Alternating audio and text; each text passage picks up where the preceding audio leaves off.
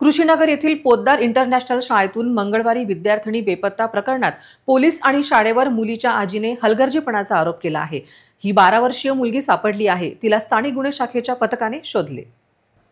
कृषीनगर येथील पोद्दार इंटरनॅशनल शाळेतून दुपारी 3 वाजता वंचितच्या महिला नेत्याची नात आली नाही म्हणून पोलिसात तक्रार देण्यात आलेल्या नातेवाईकांना पोलिसांनी 7 वाजेपर्यंत झुलवले आणि नंतर तपास सुरू केल्याचा आरोप या विद्यार्थिनीच्या नातेवाईकांनी केला आहे। दरम्यान रात्री 1 वाजता स्थानिक गुन्हे शाखेने या मुलीचा शोध लावत तिच्या पालकांना सुपूर्द केल्याची माहिती आहे। पोद्दार इंटरनॅशनल शाळेतून मंगळवारी दुपारी 3 वाजतापासून या परिवाराची 12 वर्षीय मुलगी ही घरी न आल्याने परिवार चांगला चिंतित झाला होता।